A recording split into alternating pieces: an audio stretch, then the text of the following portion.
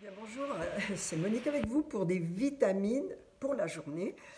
Je suis heureuse de vous retrouver, j'espère que vous allez bien et je voudrais partager avec vous quelques bonnes choses qui me viennent tout droit de la parole. Le merveilleux Saint-Esprit nous parle à notre cœur et ce matin j'aimerais vous partager quelque chose en ce qui concerne vos connexions. C'est très important de savoir avec qui on est connecté, comment on est connecté. Et pour cela, vous savez, on a besoin de réfléchir un petit peu à ce qu'ont vécu les premiers chrétiens, les premiers disciples. Ils étaient en connexion avec les apôtres, qui avaient eux-mêmes été en connexion avec Jésus.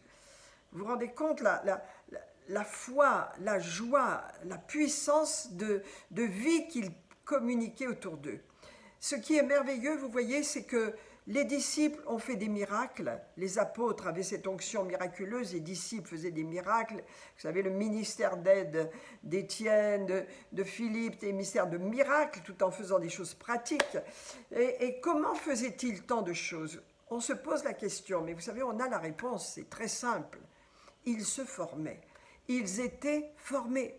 Ils persévéraient, acte 2, 42, dans l'enseignement des apôtres, dans la prière, dans la fraction du pain. Ils persévéraient dans la connaissance de la parole et ils avaient, on peut dire, une formation accélérée. Je crois que les apôtres et tous ceux qui apportaient la parole dans les maisons, dans les groupes de prière, dans les groupes de maisons, étaient vraiment engagés à former rapidement ces disciples parce qu'il y avait une urgence, les gens étaient tournés vers les âmes, ils voulaient toucher le plus de gens possible. Et donc ça venait d'où? Ça venait d'une formation. Jésus a passé, rappelez-vous, 40 jours à former ses disciples. Il n'a plus fait aucun miracle et à la résurrection, il les a pris à part et il a commencé à leur enseigner la puissance du royaume de Dieu, mais surtout la vision de l'Église, comment l'Église allait changer le monde, comment les gens allaient venir dans le royaume de Dieu par la nouvelle naissance, par le fait qu'ils allaient se convertir, naître de nouveau, naître de l'Esprit. Jésus a ouvert une porte que personne ne peut fermer, c'est la porte du salut. Mais vous savez bien qu'un jour cette porte sera fermée. C'est un peu comme l'histoire de Noé, hein, lorsque Dieu a fermé la porte sur Noé, eh bien le monde pécheur a été jugé. Aujourd'hui, la porte est ouverte, la porte du salut. Mais voyez, ces premiers disciples, tellement puissants, tellement extraordinaires, étaient formés. Et c'est pourquoi, mes amis, je vous dis, avec qui êtes-vous connectés? Comment vous connectez-vous? Est-ce que dans votre vie chrétienne, il y a une progression, il y a une croissance? Est-ce que vous grandissez? Vous grandissez dans l'amour, vous grandissez dans la connaissance et dans l'action également. Parce que nous ne sommes pas faits pour rester chez nous devant un écran à attendre que ça se passe. Nous, on est faits pour être actifs. Et plus vous êtes actifs, plus Dieu vous donne de l'énergie. Donc, vous voyez, les premiers disciples sont un exemple pour nous. Ils persévéraient. Ils avaient une vie consacrée, joyeuse et puissante parce que l'onction était sur eux. Plus la parole produisait dans leur vie des transformations, des changements, plus l'action qu'ils menaient était glorieuse, était puissante. J'aimerais partager, si vous voulez, un passage dans les Philippiens. L'apôtre Paul aime cette église, vous savez comment elle l'a rencontrée, comment Lydie a ouvert sa maison, comment l'église a grandi. Eh bien, il dit, ce que je demande, l'apôtre Paul parle à cette église, ce sont des amis. Et vous savez, dans l'église locale, une église locale assemblée autour de son pasteur, ce sont des amis, c'est une famille. Et donc l'apôtre Paul dit, et ce que je demande dans mes prières, c'est que votre amour augmente de plus en plus. Alors on pourrait s'arrêter là, il dit d'accord, moi aussi je veux que mon amour, l'amour pour Dieu et pour les gens augmente. Non, mais il ajoute quelque chose d'important, en connaissance et en pleine intelligence. Ça veut dire que l'amour, c'est pas une émotion. Ce n'est pas quelque chose de passager comme ça qu'on ressent. Non, c'est quelque chose qui se construit. Et Dieu nous appelle à construire vraiment, avec la connaissance, avec l'enseignement, mais avec la formation, à construire vraiment un amour en nous qui produise de bons fruits. Et il ajoute, si vous voulez, je suis dans le chapitre 1 de Philippiens, versets 9 et 10, pardon. Et donc il ajoute une chose, il dit, et en pleine intelligence, ça veut dire mon intelligence, ma pensée, mon raisonnement, ma volonté a besoin de connaître, a besoin de savoir.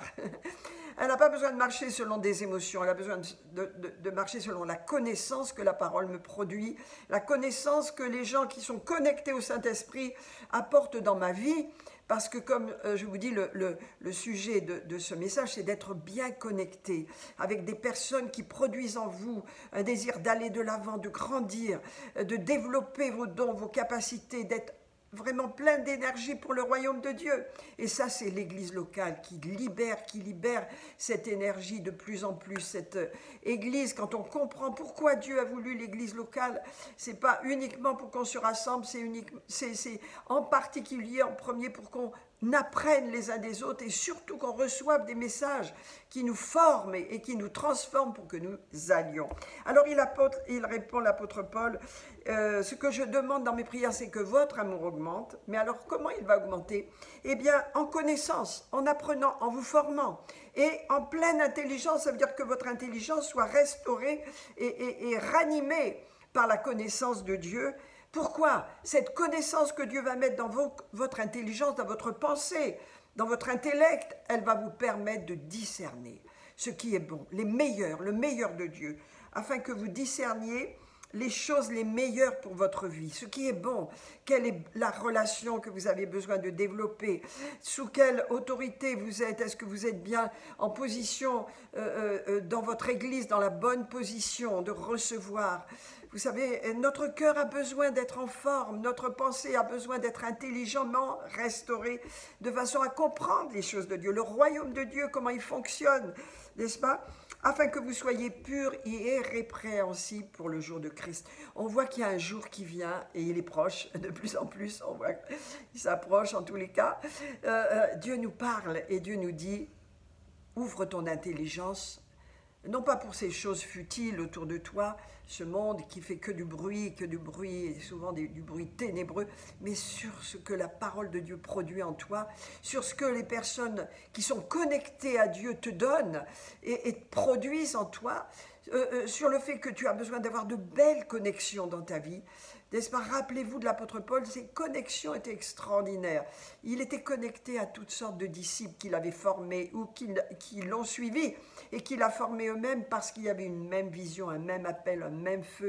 Dieu veut nous donner ce feu. Ce feu passe bien sûr par des connexions qui soient puissantes et spirituelles. Donc nous sommes dans cette époque difficile spirituellement où l'Église a besoin de vraiment se reprendre et comprendre les connexions spirituelles. Et donc vous savez, l'apôtre Paul est en prison et il n'est pas du tout négatif. Il dit, donc je ne m'inquiète pas. Parce que l'Église est active, l'Église est vraiment, les amis qu'il a, l'équipe qui est avec lui est active. Il dit, bon, je ne m'inquiète pas, je suis en prison, il y a des gens qui me veulent du tort, d'autres qui sont avec moi, mais je sais que cela va tourner à mon avantage, à mon salut, grâce à vos prières. L'apôtre Paul était connecté à son équipe, à ses frères et sœurs qui le soutenaient. Et vous savez, ce que j'aime, c'est que il dit une chose extraordinaire, c'est que, en fin de compte, ce qu'il vit contribue à sa joie.